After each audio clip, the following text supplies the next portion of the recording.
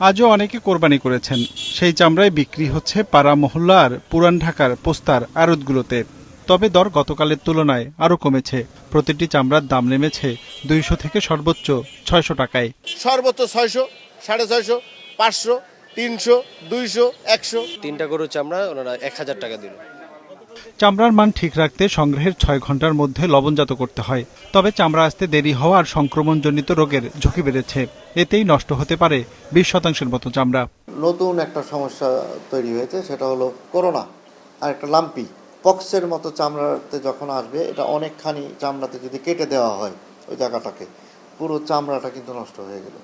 আবার পুরো শরীর ব্যাপী হচ্ছে লাম্পিটা। মৌসুমি ব্যবসায়ী আর আড়তদারদের বাইরে চামড়া সংগ্রহ করেছেন ট্যানারি মালিকরাও। তাদের হিসেবে ঈদের দিন ঢাকা থেকেই 5 লাখ পিস চামড়া সংগ্রহ করেছেন তারা। সেই হিসেবে সংগ্রহের লক্ষ্যমাত্রা পূরণের আশা তাদের।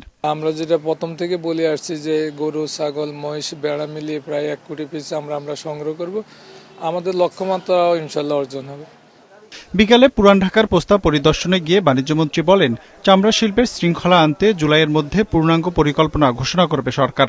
যে উপায়ে এখানে পশু জবাই হয় এবং যে উপায়ে স্কিনিং হয়, চামড়ার পশুর গা থেকে চামড়াটা খোলা হয়, এই প্রক্রিয়াটা যদি আমরা মেকানাইজড করতে পারি, তাহলে প্রত্যেকটা চামড়া পরবর্তী ধাপের জন্য ব্যবহার উপযোগী হবে। ইনশাল্লাহ জুলাই মাসের মধ্যে চামড়া খাতকে নিয়ে আমরা কি উপায়ে আগাবো তার একটা বিস্তারিত পরিকল্পনা আমরা জাতির সামনে হাজির করব ইনশাল্লাহ। এদিকে সরকার নির্ধারিত দাম না পেয়ে এবারও চট্টগ্রামের মাদারপুর ও আতুর ডিপো এলাকায় আড়তের সামনে চামড়া ফেলে যান মৌসুমি ব্যবসায়ীরা। রঞ্জিবুল মিজান, মাছরাঙা সংবাদ, ঢাকা।